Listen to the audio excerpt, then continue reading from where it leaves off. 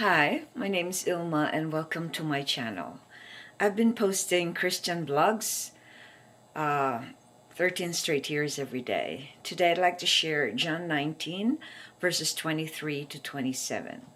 Here's the word of God.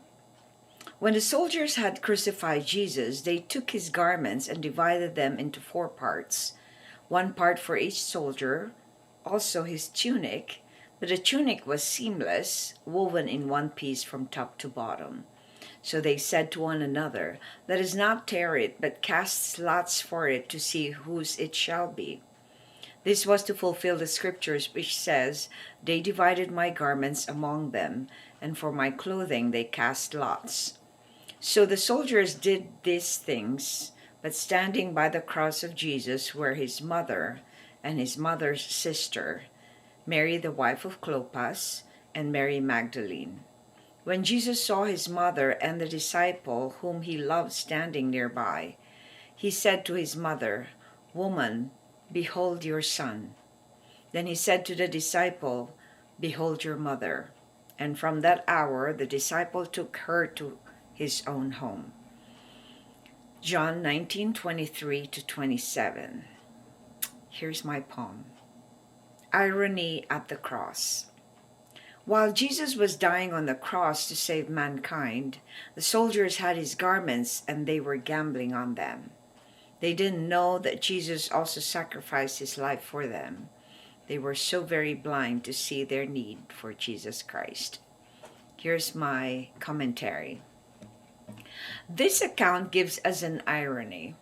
On one side, Jesus was hanging on the cross with his loved ones below the cross waiting for him to die so they could get him down to bury him. A very tender and loving scene was depicted on this part of the cross. The other view of this scene is the soldiers gambling over Jesus' tunic. This scene contrasts the first one we saw. Here we can picture the indifference of the soldiers to what the sacrifice of Jesus was. They were clueless and living their lives only at that moment and missing the other part of life, which is eternity. Oxford Dictionary defines gambling as the play of games of chance for money. Another definition says that it is to take risky actions in the hope of a desired results. With these two definitions, would you say that both Jesus and the soldiers were both taking risks but for different results? Jesus put his mortal life at stake to save us to have eternity, while the soldiers were betting on that tunic so that one of them would own an extra garment. Reflection. What have you risked or given up in your life to follow Jesus? Before I became born again and I moved to Canada, I had a career. I was a teacher for 15 years. I had an art career. I sold about 400 paintings before I came here.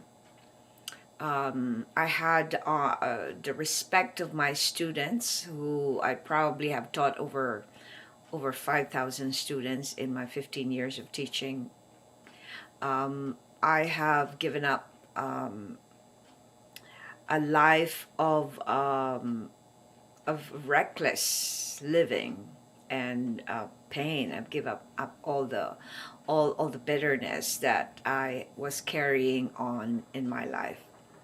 So when I learned and followed Jesus and began my journey into getting deeply into understanding what he did for me, I gave up all these things, which now I consider, at the time that I was into all of this, I consider it like idolatry in a way, because it became my focus. It became the reason why I'm existing, that I could have accomplishments, that people could look up to me, that I will not feel bad about myself, and not hear those thoughts that come to my mind all the time that I'm not good enough.